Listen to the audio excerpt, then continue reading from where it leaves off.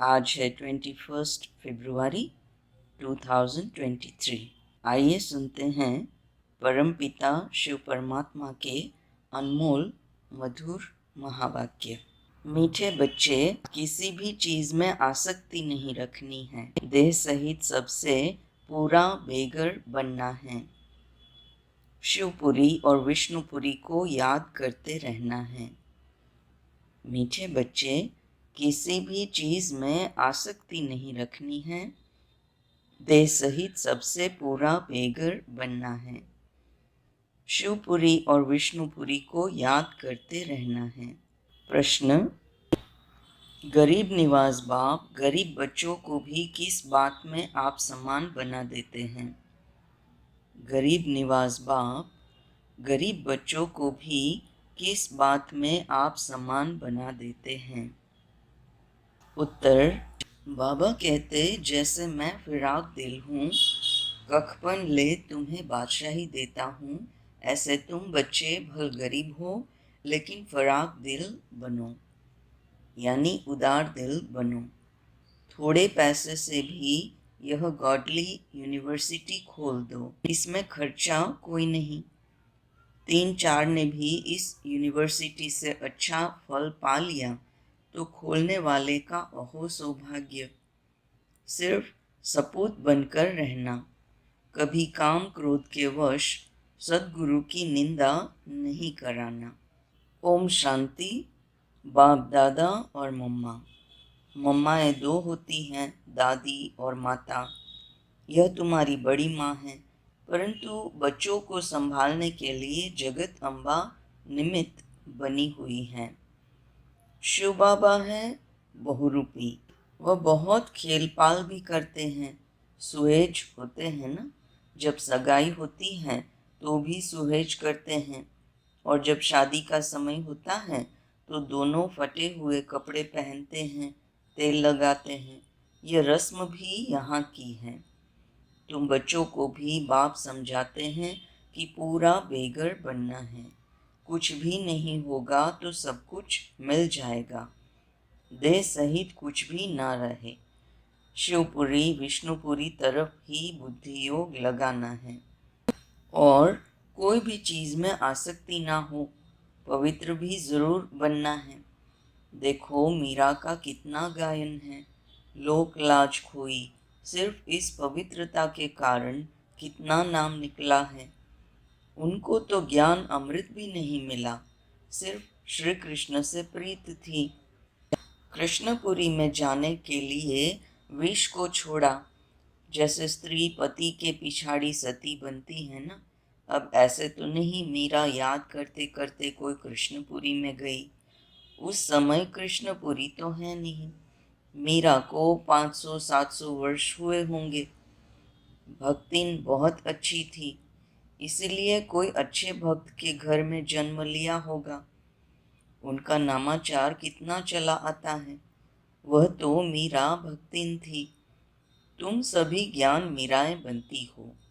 तुम आए हो सूर्यवंशी चंद्रवंशी महारानी बनने के लिए। भल पहले अनपढ़े पढ़े के आगे भरी ढोते हैं, परंतु महारानी तो बनेंगे ना। अगर बचपन को भूल हाथ छोड़ दिया फिर तो कभी नहीं महारानी बनेंगी, और ही प्रजा में भी कम पद पाएंगी। वैकुंठ में तो आएंगे परंतु कम पद।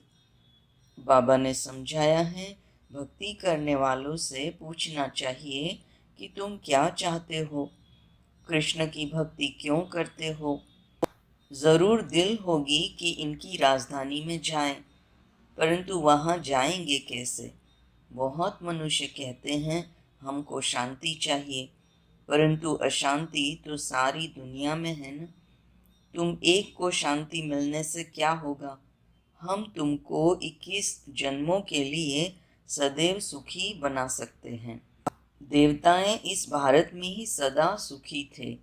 अब वह राजधानी स्थापन हो रही है। यहाँ तो है ही माया का राज्य। शांति मिल नहीं सकती। शांति के लिए अलग जगह है, सुख के लिए अलग जगह है। सुखधाम में सब सुखी होते हैं, कोई एक भी दुखी नहीं रहता और दुखधाम में फिर एक भी सुखी नहीं रहता। यथा राजा रानी तथा प्रजा सब दुखी ही दुखी हैं। सुखधाम में कभी जानवर भी दुख नहीं पाते। शांति की दुनिया ही अलग है, जिसको निर्वाण धाम कहते हैं फलाना निर्वाण धाम गया, परंतु गया कोई भी नहीं है। अगर खुद चला गया तो फिर क्या करके गया? सब दुखी ही दुखी हैं। कितने लड़ाई झगड़े हैं। वह कहते हमारे देश से हिंदू निकल जाए, वह कहते फलाने निकल जाए। एक दो को सहन नहीं कर सकते। अब बाप भी देखते हैं, अनेक धर्म हो गए हैं तो लड़ते झगड़ते रहते हैं। इसलिए सभी देह के धर्मों को निकाल देते हैं। बाप कहते हैं जो भी धर्म वाले हैं सबको हम देह के धर्मों से निकाल देंगे। सतयुग में सिर्फ एक देवता धर्म रहता है। यह सब ज्ञान तुम बच्चों की बुद्धि में है। हाथ में चित्र उठाए जाकर वानप्रस्थियों को समझाना चाहिए। मंदिरों में जाना चाहिए, उनसे पूछना चाहिए शंकर के आगे शिव दिखाते हैं तो जरूर वह शंकर से बड़ा हुआ न। अगर शंकर भगवान का रूप है तो फिर उनके सामने शिवलिंग रखने की क्या दरकार है। सन्यासी अपने को ब्रह्मज्ञानी तत्वज्ञानी कहलाते हैं। शिव का उनको पता भी नहीं है। तत्व तो रहने का स्थान है, वह फिर ब्रह्म और तत्व को भी एक नहीं मानते। अच्छा, ब्रह्मज्ञानी तत्वज्ञानी हैं, फिर अपने को शिव क्यों कहलाते? वह तो समझते हैं शिव भी एक ही है, ब्रह्म भी एक ही है। अब ब्रह्म तो है ही रहने का स्थान। मनुष्य तो बहुत मूंझे हुए हैं। तुम बच्चों को अब होशियार होना है। तुम सन्यासियों को भी समझा सकते हो। उनसे भी कोई निकलेंगे जो असल देवता धर्म के होंगे। वह झट ज्ञान को समझ लेंगे। कोई 3-4 जन्मों से कन्वर्ट हुए होंगे तो इतना जल्दी नहीं निकलेंगे। ताजे गए होंगे तो झट निकलेंगे। बाबा में कशिश है ना। बाप है चुंबक, आत्माएं हैं सुइयां। अब सुइयों पर कट यानी जंग चढ़ी हुई है। कट वाली सुई ऊपर कैसे जाए? पंख टूटे हुए हैं। कट वाली चीज मिट्टी के तेल में डाली जाती है। बाबा भी इस ज्ञान अमृत से सबकी कट निकालते हैं, फिर हम सच्चा सोना बन जाएंगे। तुम अभी पत्थरनाथ से पारसनाथ बनते हो। भारत पारसपुरी था, अब देखो सोने का दाम कितना चढ़ गया है, फिर वहाँ बहुत सस्ता हो जाएगा। तो भारत जो अब पत्थरपुरी बना है वह फिर पारसपुरी बनेगा। हमारी बुद्धि में यह चक्र फिरता रहता है। सारा दिन चक्र बुद्धि में फिरेगा, तब ही चक्रवर्ती राजा रानी बनेंगे। दुनिया में इन बातों को कोई भी नहीं जानते हैं। तुम जानते हो सतयुग में जो राज्य करते हैं उनों के 84 जन्म होते हैं। फिर त्रेता वालों के जरूर कम होंगे। कहाँ 84 जन्म, कहाँ फिर 84 लाख कह देते हैं। फिर तो कल्प भी इतना लंबा होना चाहिए जो इतने जन्म हो। यह है सब गपोड़े। हमेशा पहले तो चित्र सामने दे देना चाहिए। पैसा तो तुम कभी नहीं मांगना, तुम्हारा काम है उनको देना। कुछ भी उनको देना होगा तो आप ही देंगे। कोई दाम पूछे तो बोलो बाबा तो गरीब निवाज हैं, गरीबों के लिए फ्री बांटा जाता है। बाकी शाहूकार जितना देंगे उतना हम और भी छपाएंगे। पैसा कोई हम अपने काम में थोड़ी ही लगाते हैं। जो मिलता है जनता की सेवा में काम में लगाया जाता है। शाहूकार ही तो धर्मशाला आदि बनाएंगे, यहाँ गरीब भी सेंटर बना सकते हैं। इसमें खर्चा कुछ भी नहीं है। समझो कहते हैं कि हम सेंटर खोलूं अथवा यह गॉडली यूनिवर्सिटी खोलूं। ऐसी गॉडली यूनिवर्सिटी से 3-4 ने भी अच्छा फल पा लिया तो अहो सौभाग्य उन खोलने वालों का। इसमें फिराक दिल होना चाहिए। बाबा देखो कितना फिराक दिल है, कखपन ले और बादशाही दे देते हैं। सपूत बच्चे ही बाबा की सर्विस कर सकते हैं। कपूत क्या करेंगे? कपूत को थोड़े ही बाप वर्षा देंगे। तुमको सद्गुरु का शो करना है। काम अथवा क्रोध में आए तो गोया सद्गुरु की निंदा कराई, फिर पद पा नहीं सकेंगे। बहुत संभाल करनी चाहिए। बाप कहते हैं विष का वर्षा तो बाप से पति से लेते आए हो, अब यह पारलौकिक बाप पति अमृत का वर्षा तुमको देते हैं। तुम सभी धर्म वालों को रचयिता और रचना की नॉलेज बता सकते हो। वह रचयिता तो रहते ही हैं शांति धाम में। उनको याद करने से तुम शांति का वर्षा ले सकते हो। वर्षा लेते लेते विकर्म विनाश हो जाएंगे और तुम उनके पास चले जाएंगे। यह ज्ञान सभी धर्म वालों के लिए है। यह है बिल्कुल नई बात। शास्त्र तो है भक्ति मार्ग के, दर दर धक्का खाना, ब्राह्मण खिलाना, तीर्थों पर जाना। यहाँ तो एक ही ज्ञान से बेड़ा पार हो जाता है और कहीं जाने की दरकार ही नहीं। तो मीठे मीठे बच्चे, अब तुम स्वर्ग में चलते हो। जो विष पीने वाले हैं वह विघ्न तो जरूर डालेंगे, क्योंकि सारी दुनिया धुंधकारी है। देखो भारत में पवित्रता नहीं है तो धक्के खाते रहते हैं, हंगामे हैं, स्ट्राइक करते रहते हैं, गवर्नमेंट के नाक में दम चढ़ा देते हैं। गवर्नमेंट साफ कह देती है कि इतना खर्चा हम लावे कहाँ से, तो वह कहते हैं तुम लोग मौज उड़ाते हो, धन इकट्ठा करते रहते हो। हमने क्या गुनाह किया है? हमको तनख्वाह चाहिए। स्ट्राइक कर लेते हैं तो धंधा ठहर जाता है। यह सब होना ही है। कहाँ सब्जी नहीं मिलेगी, कहाँ दूध नहीं मिलेगा, जहाँ तहाँ खिटपिट है। यह सब हंगामा हो फिर शांति होगी। विनाश का और फिर विष्णुपुरी का साक्षात्कार तो अर्जुन को भी कराया था ना। तुमको भी अभी हो रहा है। देखो कहाँ बरसात नहीं पड़ती है तो भी यज्ञ रचते हैं, कहाँ बहुत अशांति है तो पीस के लिए यज्ञ रचते हैं। परंतु पीसफुल तो एक ही भगवान है। वह जब आए तो शांति का दान देवे। देने वाला तो वह एक ही है ना। देखो तुम कितने लाडले बच्चे हो, बहुत जन्मों के बाद अंत में आकर मिले हो, तो अब पूरा सौभाग्य लो। बच्चों को टोलपुट यानी मीठे बच्चे कहा जाता है।